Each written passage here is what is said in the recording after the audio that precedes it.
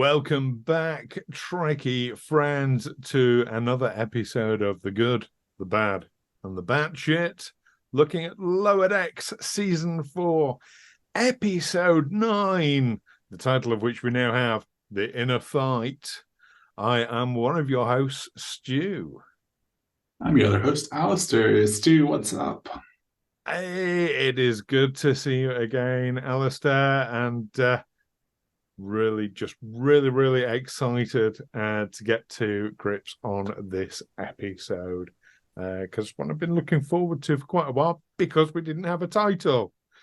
This one was a real treat, wasn't it, Stu? This is one of my favorite episodes from the season, I think, and maybe even one of my favorite episodes from Lower Decks in general. I thought it was great. Oh, that is high praise indeed. Well, we'll get into exactly why that is.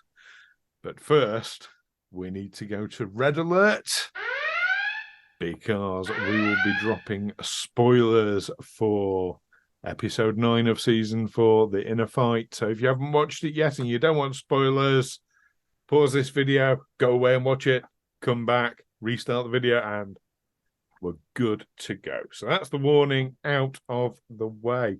Well, let's talk about the title first of all, because we were expecting, weren't we, to have some massive reveal. I mean, was it anything like that for you? It wasn't, was it, Stu? Which makes you wonder kind of why it was kept under wraps until it aired, I think. I don't know that. Yeah. I mean, maybe slightly before, but I certainly didn't know we didn't know what this title was last week, did we? So, that's an indication of how close in it got to it. And yeah, right enough, there was no sort of big spoiler. We'd anticipated something that was going to give away the plot for the last two episodes of the season, and it wasn't that. So whether they were still trying to settle on a name behind the scenes, or whether there was some other reason sort of obscured to us as to why they wanted to keep it hidden, who knows? Yeah, maybe it was just to build suspense.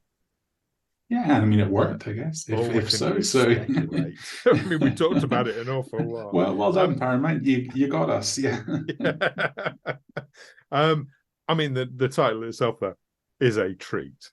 Referencing, of course, the inner light. Yeah, good fun, isn't it? Yeah, and very appropriate for Mariner's journey in this episode. Yeah.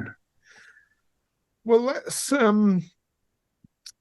actually, before we get into the good, the bad, and the batshit, I just want to mention something I spotted in the episode. It doesn't fall into any of those three categories for me, but it does form a theory, or it leads to a theory, at least for me. So earlier on in the episode, Boimler refers to T'Lyn as T.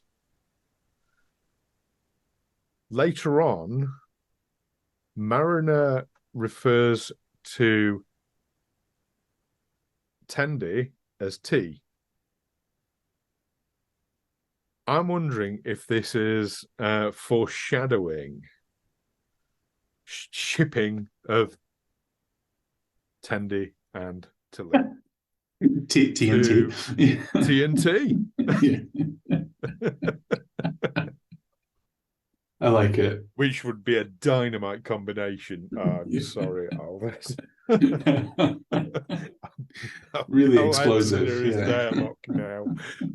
Yeah, I just wanted to throw that. Yeah, good catch. I did not notice that one. So yeah, nice work, Steve. But definitely a good episode overall. Interesting. It's one of your favorites. I wouldn't put it there myself, not for me. It's probably in the top 4 episodes of this season, I would say, but it's a good one, no question. Yeah, and actually, maybe I should clarify. Like, I'm not sure whether I would necessarily put it in like my top 5 Lower Decks episodes or whatever, but it's in the top tier of the show for me. I should maybe Yeah. throw that clarification. I thought I was really strong. I think like agreeing with you that we're talking about like top four of this season, and therefore, if you're saying top four of this season, if you were to take the top four of every other season, that puts it fairly high up, right? Considering the few numbers of seasons we've had so far. So, yeah, I thought it was a good one for sure. It puts it in the top 16 of Lower Decks overall. Right. Yeah, but so that's not shabby work wherever you're kind of Oh, landing it exactly absolutely. in that. So yeah. Absolutely. And Let's talk about the good. yeah, I was gonna say what got it there for you? What were you enjoying about this one? Oh, I want to hear yours first. Okay. Well, my very first one is a really obvious one, which is Talon's back. Yes. After the many episodes absence. Although again, sort of confounding our expectations in that there is no plot reason given as to why Talon was not there for a couple of episodes, at least not yet. And we did think that there might be kind of here's the important reason why Talon was absent after the huge song and dance of her decision to stay on the ship. We didn't get that, but at least she is back on the screens, being hilarious and a great supporting cast member as usual.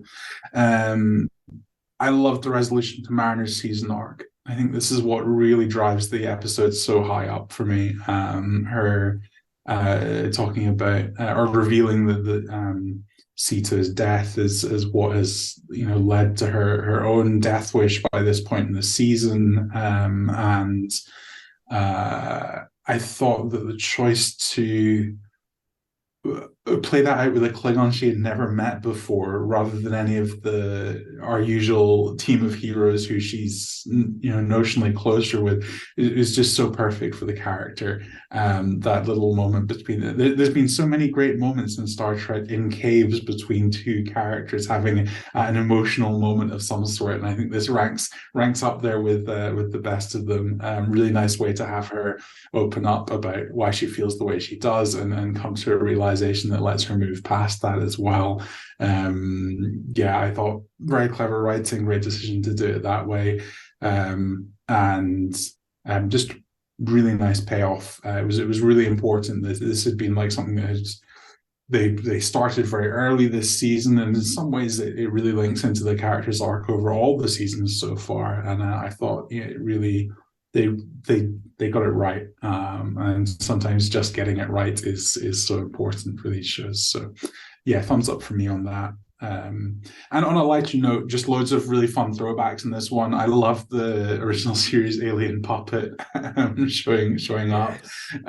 The mention of Sito as well was really nice to hear. And the big list of names on the screen of people who are being part of retrieval missions and stuff at the start. Lots of nice little names popping up there. Including one that foreshadowing I think might cause both of our favorite line in this episode, but we shall see if that's the case or not later. So for now, I will throw it over to you for your good points, Stu. You may be on the money about the favorite line. Yeah. I'm not saying I heard the line and immediately thought, well, that's me and Stu sorted for a favorite line this episode, but so I completely agree with all your every last point there, and I don't really have anything to add, except just to say that my overall best moment in this episode was that emotional reveal from Mariner talking about Sito.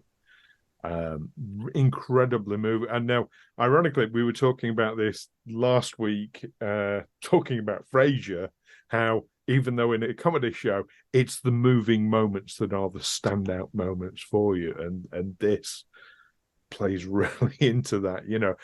I was there. You see Mariner shed a tear, and I was right there with her. It got me. It really got me. Yeah, I think for me, like, great comedy relies on something to juxtapose itself against, and this was, a really great episode for that. And it might sound obvious to say at this point, but how amazing is Tawny Newsome as Mariner in Lower Decks? This episode really got me thinking about, increasingly, I really feel it's one of my favorite performances and favorite characters in Star Trek across the iterations of it. Just wonderful, and particularly for new Trek, I think a real flagship character. If you're to say, like, who's a character that has great depth and is allowed to go on a journey and has something to say about Star Trek and about what Star Trek is about. Mariner is I think one of the best examples we have for that. So it might be obvious, but yeah, amazing work from Tawny. Absolutely. I mean, the whole casting of this Yeah. show is just, chef's kiss. Totally. Do you think we're going to sit now we've had this emotional acceptance with Mariner? Do you think she'll go back on the route to captain now, or? One thing that I'm really worried about is that, as great as the turn was, it does feel a little bit like a final act pivot. It feels a little bit like what you would do with the character prior to a final season. I'm not ready by any means for season 5 of Lower Decks to be its last. No. So that did have me a little bit worried because, I think you're right that it sets we would expect that it's about to set the character on quite a different course.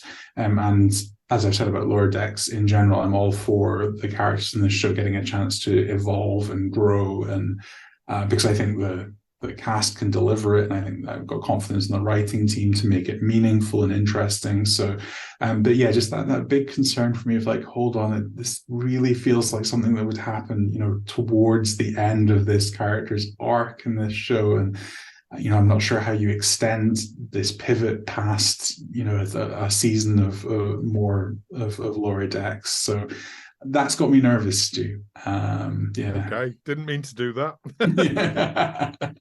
I mean, it could go a different route. The following seasons could be Mariner's drive to get to that point, but her last few years of shenanigans has consequences, and maybe it's trying to overcome those.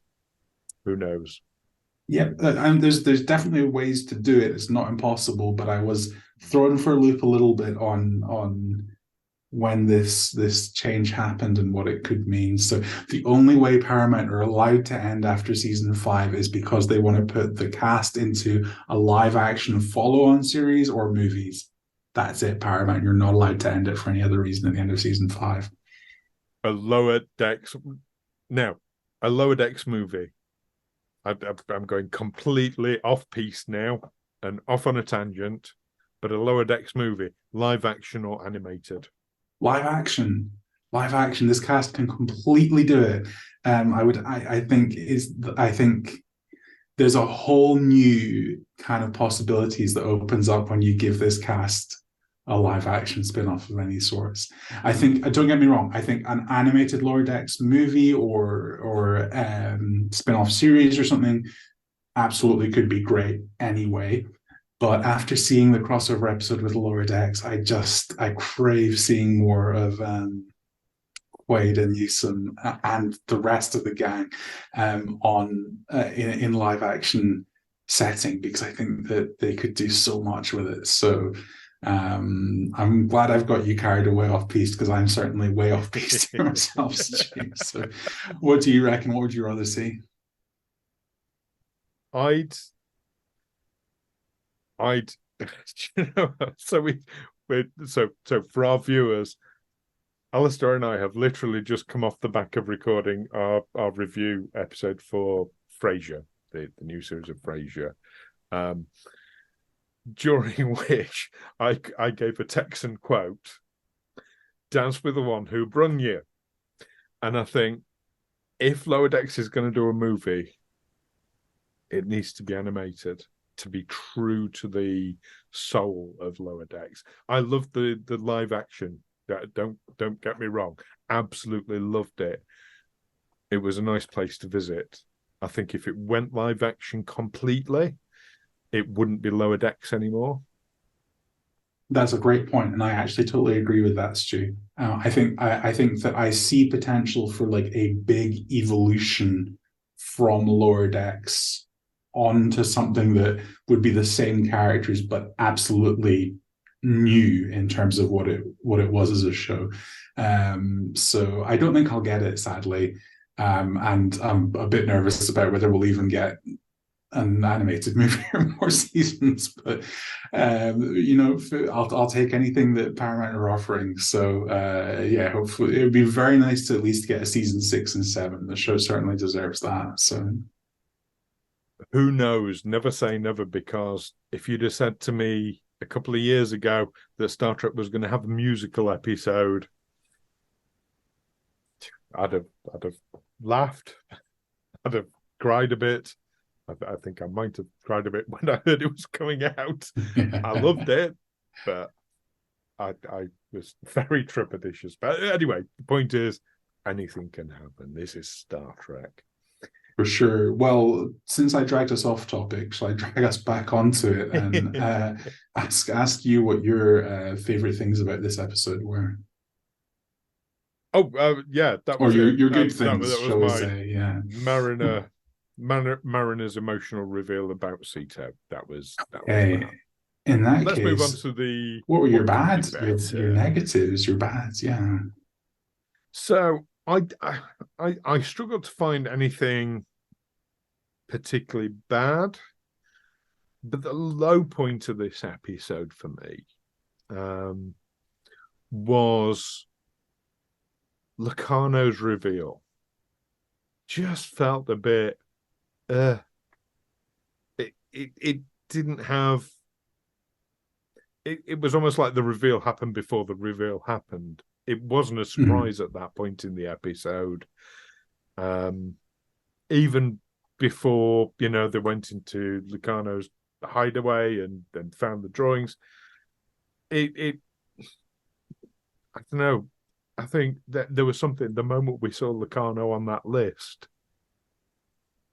It's great seeing Locarno back in, and total kudos to Lower Decks for doing this, and revisiting the character. But yeah, it felt underwhelming. Yeah, that's a really good point, Stu. I hadn't really quite thought of it like that, but I think you're quite right. I think a lot of the real excitement for Locarno and sort of where this show is going with that just kind of gets kicked down the road to the next episode, right?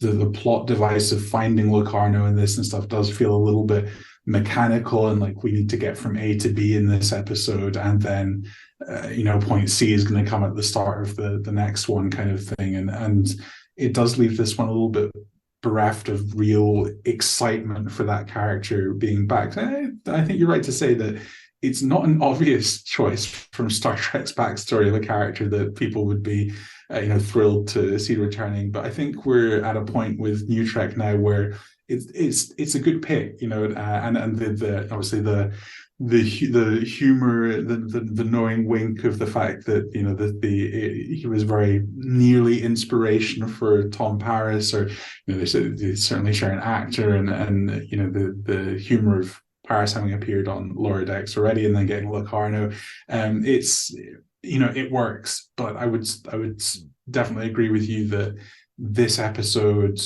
is a little bit of a tease, and not it doesn't feel like it connects as much as it could do. And I think we've got the next episode to work out whether it's going to fall a bit flat in general, or whether they're saving the real punch of his return for that one. Yes. We'll see where it goes, because this is clearly a two-parter. Yeah. What about you? What was your dip in the episode? There was something that really unsettled me about this episode. and it happened a couple of times, or a few times even throughout it. And it was worse because I wasn't sure if it was just me who was picking up on this. Did you get a weird recurring Star Wars vibe kind of homage thing? There's a few moments where this happens. One is when they land on the planet, and there's like a Mos Eisley feel to the. There's just there a lot about maybe even the music in that scene. I need to go back and watch it again. But when they land on the planet, it feels like it's a nod to Star Wars. When they have the alien bounty, the idea of the alien bounty hunter and the masked costume of the bounty hunter feels like a nod to Star Wars. And the biggest one was the satellite dish base in the forest, which even some of, I think, the shots of how they represented it and stuff really felt like the shield generator in Return of the Jedi. And it felt deliberate, in at least in that case. And that just really bothered me for a lot of this episode. It felt it, and I wasn't, I wasn't sure if anyone else noticed this, but it just, I was sort of like, what is this doing here? It does feel like it's knowing. I'm going to hold my personal thoughts on this just for a moment, for a little while. Why did it unsettle you then? Because it's not the first time Lower Decks has referenced things or, Yeah, put these things in. I like my Star Trek and my Star Wars very distinct as franchises in the first place. And I just thought that I think it was because it felt a bit nudge, nudge, kind of, it was a very light touch, which made it even more confusing in some respects. Does that make sense? I like they're almost like sneaking it in under the radar. Yeah. Interesting.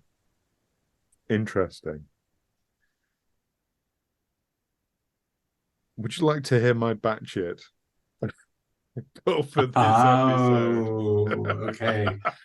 Okay, that's that's segue. That sounds like it's going to work. Was the dozens and dozens and dozens of Star Wars references. There were all those you mentioned, and there was so much more. Lines that were almost but not quite classic Star Wars lines. When the Romulan says, "This feels like a trap," things of that nature, that there were a lot of I was thinking, so I when I did my second rewatch, the first time I did watch, I suppose I was a bit like you said, I was like, is this a thing? Is this, or is it just me seeing this? Second rewatch, I was more like, had my eye in for it. I was looking for it more. And I was blown away by just how many references there are. I'm thinking I might do a quick video listing all the references I can find. The link is in the Third, corner third over watch. here somewhere. Yeah.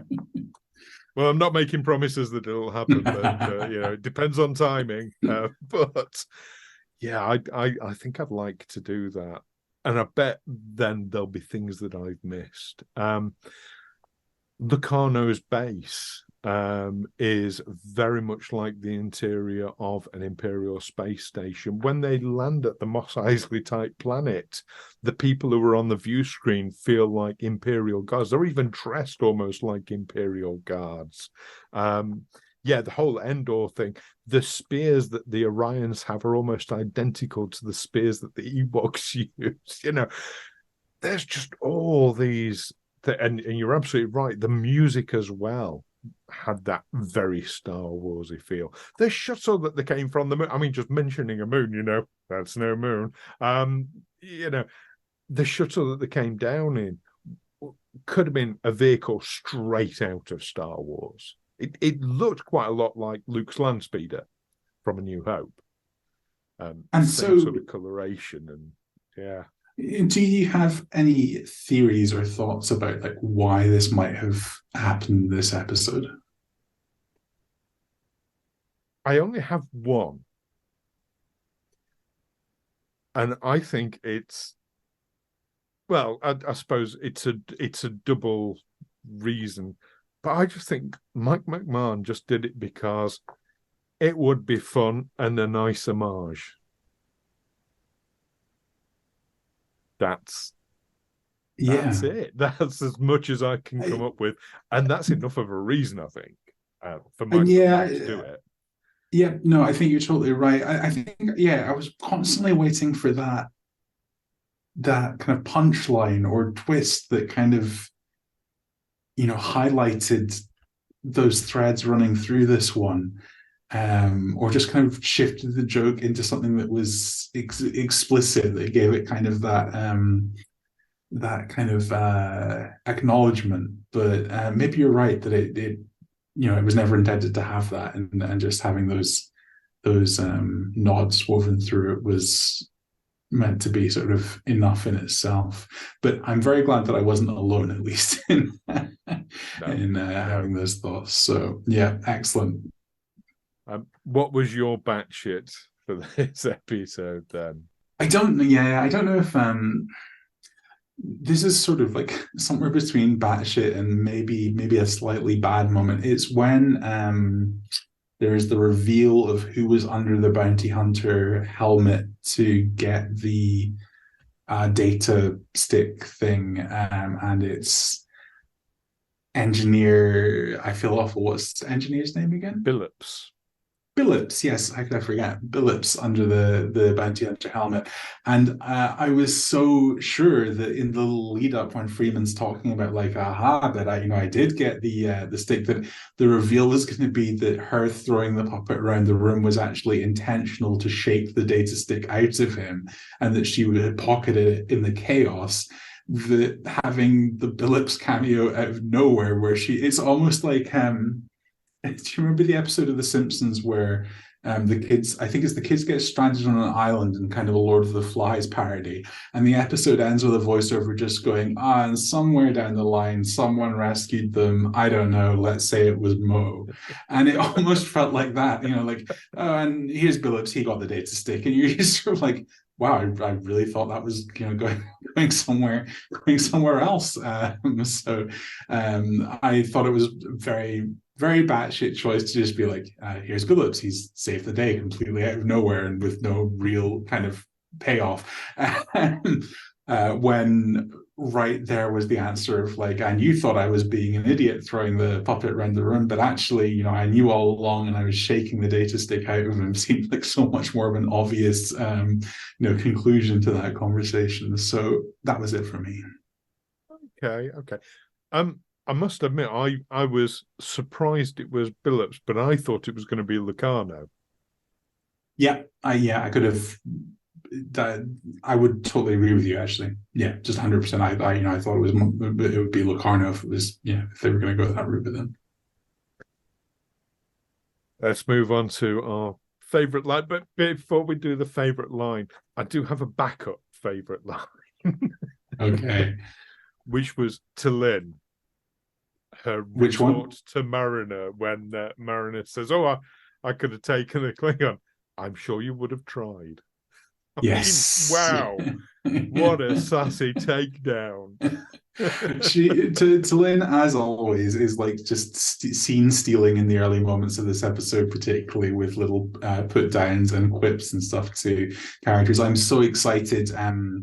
Was it Windgrace in the comments? Thank you for informing us that Tillin's going to be a major part of the next season, because I cannot wait to have that character appear in hopefully every episode to some extent.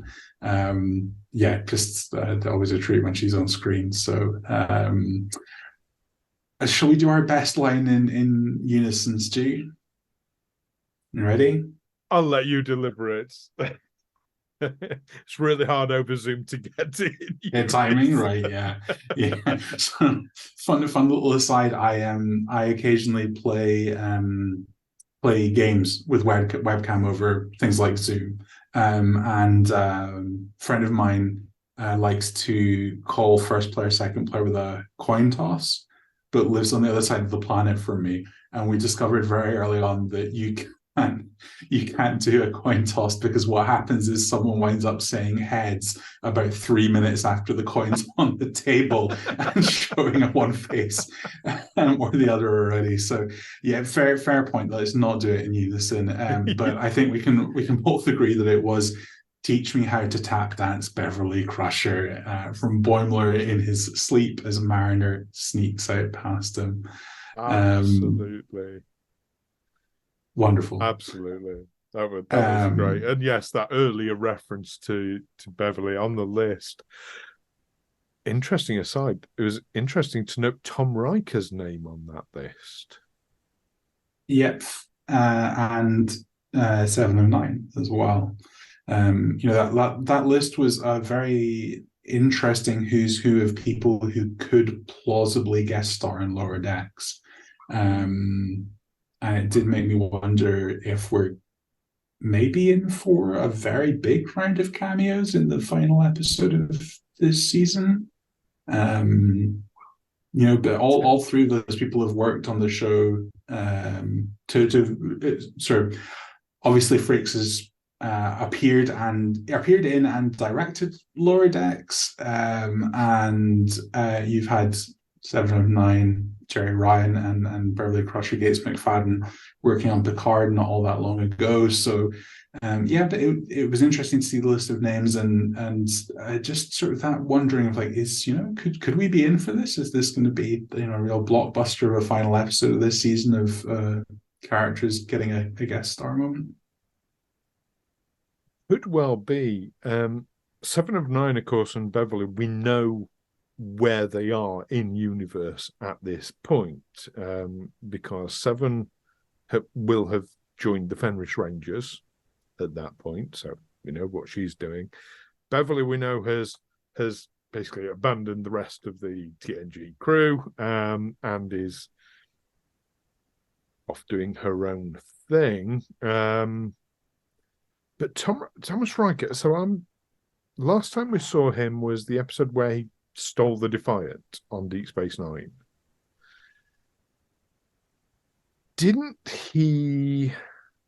Oh, yeah, he was given life imprisonment on Cardassia. They forwent the death sentence. So does that mean he's escaped or been released? Or I feel there's quite an interesting story there. The fact he's appeared on this list. I think you're totally right that if it were to happen, it would be quite interesting for all three of those characters as to sort of how them appearing at this point in their lives would go. But I suppose with Thomas Riker, you've had the end of the Dominion War and the possibility of kind of prisoner release happening under that, and people being repatriated and this kind of thing. So I don't think it's not precluded in the way that it might have been at a different point in the show's timeline. So I think the interesting thing is that it's not impossible for those characters to appear. Although, like you're saying, there would be quite a bit to cover with Thomas Riker if you really wanted to do him justice in terms of how he comes to be in this episode. So but it would be so much fun to get all of those three in a Lower Decks episode at once, and Nick Locarno on top of it as well. Actually, yeah. And I feel there's quite a lot to unpack with Nick Locarno. So it has blown one fan theory completely out of the water, having Nick Locarno. Don't know if you're familiar with this fan theory that Nick Locarno actually was Tom Paris, but he was operating under a different name, so he didn't get kind of preferential treatment because his father being an admiral. Interesting. I was not aware of that theory. So, but yeah, it's quite nice to have canon settle the debate one way or another, I think. It is. And Lower Decks is not afraid to do that. as we've seen very early on in the season, coming down heavily on the side of one thing or another. Yeah, yeah. Surely somebody's going to say, "Hang on, don't you look just like Tom?" Boimler, I feel it's going to be. Yeah. He's a big Tom Paris fan. He's got his Yep, plate. that would. There's comedic mileage there, isn't there? For sure. Yeah, I can see Boimler having a wait a minute, you look just like moment. I hope it happens. I hope that happens. That'd be. And actually, Laura Dex is not averse to sort of playing around. There may yet be more twists in the is Nick Locarno some relation to or some version of Tom Paris. So maybe we should hold our breath for next week in case there's another swerve which reveals that actually there is more to the Tom Paris Nick Locarno duality than we're guessing at the moment. Yes, and coming back to the list of Seven, Beverly, Tom, and Locarno, I've been trying to think if there are any threads that link them, and I've got absolutely nothing. Yeah, because there's some things where you get quite close. I mean, all of them essentially have two very distinct aspects to their personality, except for Beverly. So obviously, Seven was assimilated and has the Annika name attached to it. Thomas being the transporter clone, and then Locarno possibly having some connection to Paris, but Beverly doesn't really fit into that. So that was kind of the closest I could come to sort of thoughts that tie like a few of them together, but don't tie the entire group together. So and it begins to get very tangential and niche once you do get into things that tie all of those characters together, and particularly at this point in the show's timeline. So any theories from yourself, Stu? Any sort of long shots as to I like yours, the duality thing. I do I like suppose that. as well, um all of them are kind of ex-Federation at this point too, right? That's one thing that all four of them do have in common. Yes. Seven's with the Fenris, Seven. Seven's with the Rangers. Beverly, I don't think when she is doing her sort of her I don't know how to describe it, freelance medical missions with her son. I don't think is that under the Federation? Is that ever made clear in Picard? I'm not sure. No, she's separated herself. Well, It, I it mean, same Federation. We're thinking Starfleet Yes, specifically. sorry, Starfleet. Yeah, it's definitely not Starfleet, is it? So, and obviously Locarno, we would presume probably wouldn't be Starfleet, and Riker is McKee last time that we've seen him. So, I suppose yeah, all sort of ex Starfleet personnel who've gone rogue to an extent, which might fit with Mariner's storyline of pivoting back towards Starfleet. I'm grasping at straws here, Stu, but it's the best I can do. Yeah, and I'm going to point out Seven at this point has never been in Starfleet.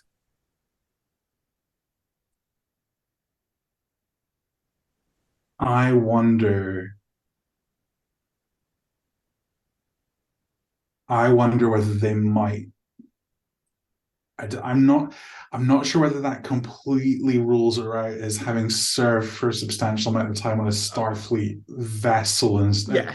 Yes. it's still a long shot theory, and it's true that it's not sort of airtight, but I can still see it maybe being a point of all these people have Starfleet affiliation and have since abandoned it to do other things. And I think it does work well as a counterpoint for where Mariner's at in the story as well, potentially. But even desperately trying to tie it together, I have to concede that that's probably not what's going to happen here. So we'll have to see. Actually, throwing Mariner into this equation as well. I've got a really, really, really out there theory now that has just this second come to me. Can't wait to hear it, Something Stu. that all share in common is ghosts. 7 of 9 having access to the consciousnesses of other people who've been assimilated could be seen to be storing ghosts of people. Thomas Riker, I'm less. I suppose he's about a way of creating an additional person. So if you wanted to bring ghosts into real life, he is evidence of a way of creating an extra person. Beverly, we know her connection with ghosts. She's rather a fan. So she's probably a world expert on ghosts, one would think. That really is out there. But yeah, if he wants to bring back the dead people from his accident, it was his dead colleague, wasn't it? Yeah. Yeah, It was the one yeah, pilot. Yeah. Try and remember the episode. And of course, Mariner talking about Sito, who died. yeah. So maybe it's about bringing back people who've died. That's actually been a theme that's cropped up a few times during the season. The more I'm saying this, the more credence it lends itself. Because, yeah, that's been a thing. Yeah. Boimler, of course, came back from the dead. That's yeah. The Yeah. koala is in the opening credit sequence. I don't think I'm that's gonna I step don't away think that's from don't think that's a bad guess at all, and it's also very thematically appropriate for Halloween weekend. So extra points for that, Stu. Of course. I think, given what we have to work with, actually, both of us have done not bad at offering speculation of sorts as to where this might all be headed next week, which I'm very excited for. I think this has been another great season of Lower Decks, and I suspect that the last episode is going to bring things home really nicely. And I also suspect that we are in for some. I think surprise cameos are really not out of the question, which could be a real treat. So can't wait to come back and talk it all over with you a week from now. Yes, absolutely. And so viewers, make sure you like, subscribe on the channel so that you don't miss when we're back with the final episode of Lower Decks Season 4. Good, bad, and batshit next week. Exciting. Right. Well, that wraps it up for this episode. So all that remains is to say peace and long life. Live long and prosper.